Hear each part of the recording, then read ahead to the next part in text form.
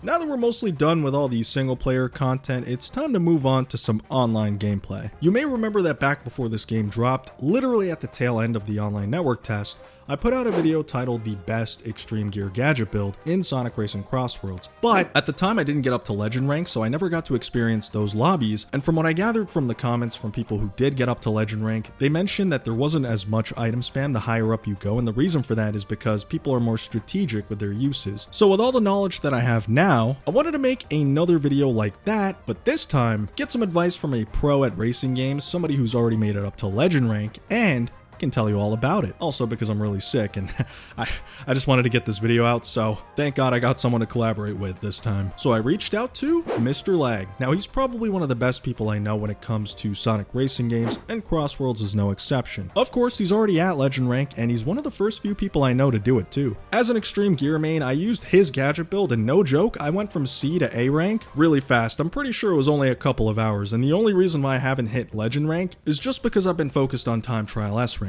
Without further ado, take it away, Lag. Let him know the setup you used and why it helps. In this gadget build, we will have the Drift Charge Kit, Air Trick Expert, and Air Trick Bounty gadgets. The Drift Charge Kit is our big player here. This will increase the charge speed of your level 1 and 2 drifts so you can get drift boosts way faster, as well as giving a small buff to your handling. Air Trick Expert and Air Trick Bounty are also incredibly useful. As I'm sure you all know, Air Trick Expert lets you perform more air tricks when you're, well, in the air. But Bounty is the interesting one here. Every trick you perform will net you 2 rings with this gadget.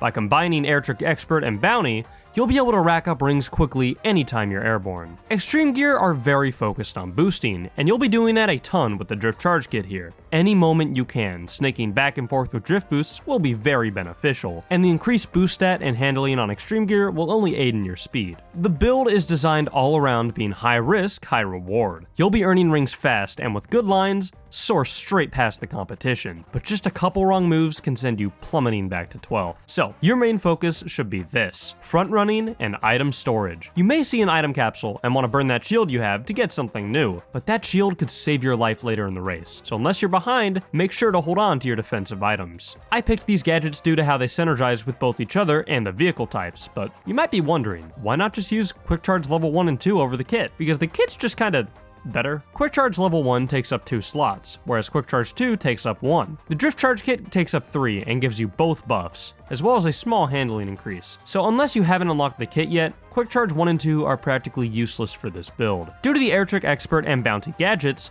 water segments are especially good since you can chain multiple jumps together to gain speed and earn lots of rings. So choosing CrossWorlds with a focus on water driving, such as Kraken Bay or Halaska, will help a ton. Another place where this build shines is for the final stretch of the race. Since you can charge up drifts extremely fast, snaking side to side while chaining the dash pads together can get you going just a bit faster than normal, and doing that with a level 3 boost specifically will get you going much faster. I couldn't have said that any better myself. But yeah, one last question for you, Lag. Do you have any specific board or character combo recommendations, or would you say that this build is viable for the most part with most characters and boards? Not really, to be perfectly honest. I've been running with Sonic on the Blue Star gear, and it's been working really well, especially for taking tight turns. But if you want slightly less risk, you might want to try an acceleration character, so you'll be able to get going more quickly after being hit. And if you want to snake back and forth a bit easier, handling vehicles and characters are good options as well. But if you still feel like the risk versus reward is too high, you can swap out the Air Trick gadgets for stuff like the level 4 charge or fast recovery to give you more of a defensive edge. Cool, and oh yeah, dude, I heard that the technical drift with level 4 drift is actually nutty. I've been seeing Callie Mackan use that a lot, and pretty sure she's a top player, so if there's anyone I would trust when it comes to online, it would definitely be her. In case you're wondering, the reason why it's so effective is because you can charge up level 4 drift really fast with technical drift, which allows you to defend yourself against a lot of projectiles, which is very helpful during the final stretch. But it does require a lot of skill